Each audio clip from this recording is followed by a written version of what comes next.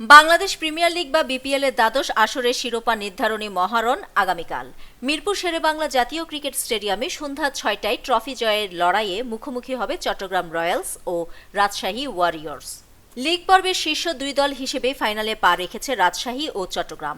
Play অফের প্রথম কোয়ালিফায়ারে রাজশাহীকে ৬ উইকেটে হারিয়ে সরাসরি ফাইনাল নিশ্চিত করেছিল মেহেদী হাসানের চট্টগ্রাম। তবে প্রথম ম্যাচে হারলেও দ্বিতীয় কোয়ালিফায়ারে ঘুরে দাঁড়ায় নাজমুল হোসেন শান্তর রাজশাহী। সিলেট টাইটান্সকে ১২ রানে হারিয়ে তারা নিশ্চিত করে ফাইনালের টিকিট। চলতি আসরে এখন পর্যন্ত দু দলের তিনবারের দেখায় পরিসংখ্যানে এগিয়ে রয়েছে চট্টগ্রাম। তারা জিতেছে ২ ম্যাচে, আর রাজশাহীর জয় একটিতে। রাজশাহীর হয়ে শিরোপা মিশনে বড় ভরসা হতে পারেন কেন উইলিয়ামসন ও জেমস নিশাম। বল হাতে বিনুরা ফার্নান্দোর ফর্মও রাজশাহীকে আত্মবিশ্বাস যোগাচ্ছে।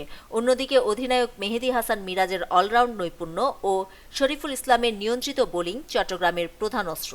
দুই শক্তিশালী দলের এই লড়াইয়ে কার হাতে উঠবে বিপিএল এর দ্বাদশ আসরের সোনালী ট্রফি, তা দেখার অপেক্ষায় এখন ক্রিকেট প্রেমীরা। নিউজ ডেস্ক, দৈনিক পূর্বকোণ।